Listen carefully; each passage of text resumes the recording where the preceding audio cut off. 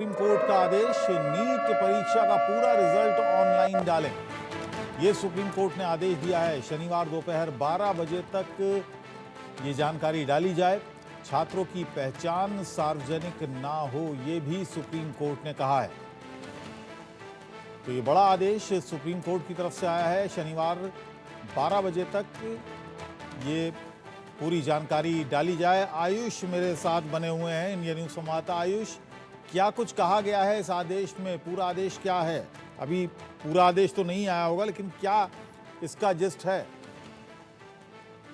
जी बिल्कुल, अगर बात की जाए कि आज सुप्रीम कोर्ट में क्या अहम आदेश दिया गया, तो ये बहुत बड़ा आदेश था सुप्रीम कोर्ट की तरफ से था, जहां पे सुप्रीम कोर्ट ने एनटीए को ये बात कही है कि आप शनिवार दोपहर 12 बजे तक सभी अभ्यर्थियों की जिन्होंने नीट यूजी 2024 की परीक्षा दी है, उनके रोल नंबर को चेंज करने के बाद यानी मार्क करने के बाद आप उनकी डिटेल अपनी वेबसाइट पर अपलोड करें। और ये जो डिटेल है ये दो तरीके से अपलोड की जाएगी। पहली, शहर के हिसाब से, जिसमें ये पता चलेगा कि आखिर कौन से शहर में कितने अभ्यर्थियों ने एग्जाम दिया और किस सेंटर पर कितने रोल नंबर के साथ उनके कितने मार्क्स आए।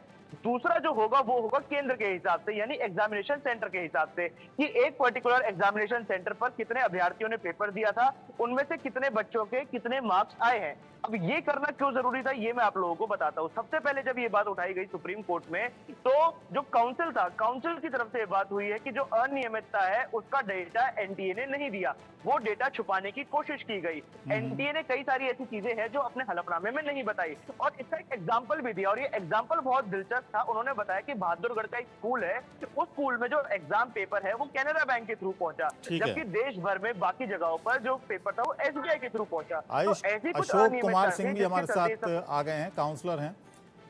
उनसे भी जरा हम बात कर लें। अशोक जी, इस जो आदेश आया है, कितना आप समझा पाएंगे हमारे दर्शकों को? क्या इसके नतीजे निकलेंगे, क्या इसका फर्क पड़ेगा, और क्या इसके किस तरह से असर डालेगा ये आदेश? देखिए, थोड़ा बहुत क्लैरिटी तो जरूर आएगा। और जो अभी तक जो जांच चल रही है, ये अच्छी बात है कि हम लोग जो है और डिटेल सीजीआई मांग रहा है। पर मुझे अभी भी डाउट है कि ये रीनीट की तरफ शायद हम लोग नहीं बढ़ रहे हैं। हम लोग सिर्फ ये जानना चाहते हैं, या कोर्ट ये सिर्फ जानना चाहता है कि कितनी गड़बड़ी हुई है। तो शायद हमें थोड़ी बहुत और क्लैरिटी मिलेगी। तो मैं बहुत ज्यादा इसे ये नहीं है कि इससे बहुत बड़ा कोई चेंज आएगा, पर हाँ, हमें कुछ और डिटेल फर्दर पता लगेगी। लेकिन ये तो क्लियर नहीं हो पाएगा ना कि कितनी बड़ी ये गड़बड़ी हुई है। पूरी तरह से तो ये साबित नहीं हो पाएगा कि कितनी बड़ी गड़बड़ी हुई, कितने दायरे में हुई। बिल्कुल नहीं हो पाएगा इससे।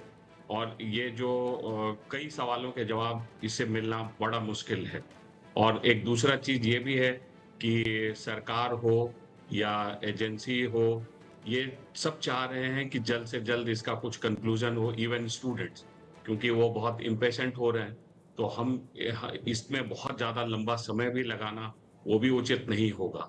अगर रीनीट करना है तो जल्द डिसीजन लेना है, क्योंकि फिर एग्जाम कंडक्ट करना है, रिजल्ट लाना है, काउंसलिंग होना है और क्लासेस शुरू होने हैं।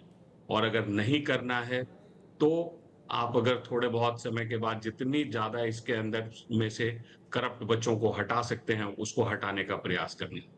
तो शायद यही दूसरे वाले मेथड पे काम हो रहा है कि जितना ज्यादा जिन स्टूडेंट्स को लाभ मिला है गलत तरीके से, उनको हटाया जा सके। इसी के ऊपर में ये काम चल।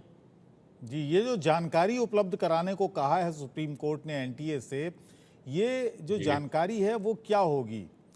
क्योंकि नाम भी सार्वजनिक नहीं करने हैं। जी।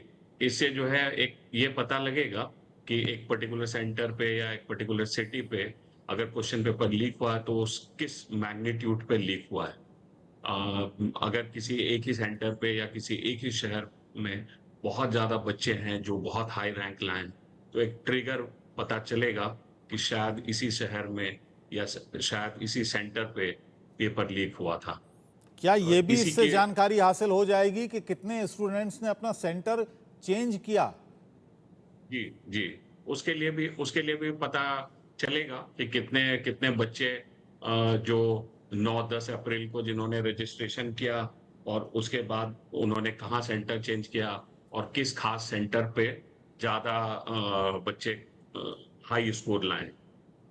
जी आयुष, स्टूडेंट्स का क्या कहना है इस आदेश के बाद?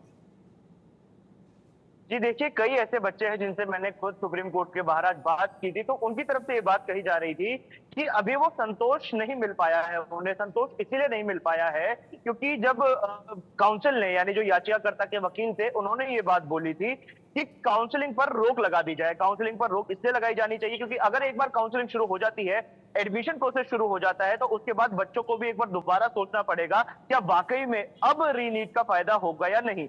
ऐसे में फिलहाल सीजीआई ने काउंसिल को ये बताया कि अभी हम काउंसलिंग पर रोक नहीं लगा रहे हैं। काउंसलिंग को लेकर ये बात बताई गई एसजी तुषार मेहता की तरफ से कि उन्होंने कहा कि ये जो काउंसलिंग का प्रोसेस है, ये 24 तारीख से शुरू करने पर विचार किया जाएगा। यानी 24 तारीख से पहले सुप्रीम कोर्ट के पास पर्याप्त समय है इस पर कोई भी फैसला देने के लिए। तो अभी नीट यूजी 2024 की काउंसलिंग पर रोक नहीं लगानी चाहिए। इसके अलावा उन्होंने एक बात और बोली कि 24 जुलाई से शुरू होने वाली जो काउंसलिंग है, अगर उसी डेट से शुरू हो भी जाती है तो भी 1 से 1.5 महीने का वक्त लगेगा पूरी काउंसलिंग को खत्म होने में। तो उससे पहले सुप्रीम कोर्ट अपना अहम फैसला सुना सकता है और काउंसलिंग पर रोक नहीं लगनी जी, चाहिए। ये चलिए। बात बोली गई सॉलिसिटर जनरल तुषार मेहता की तरफ से। जी ठीक है, बहुत बहुत शुक्रिया इस पूरी जानकारी के लिए, और अशोक जी आपका भी बहुत बहुत धन्यवाद।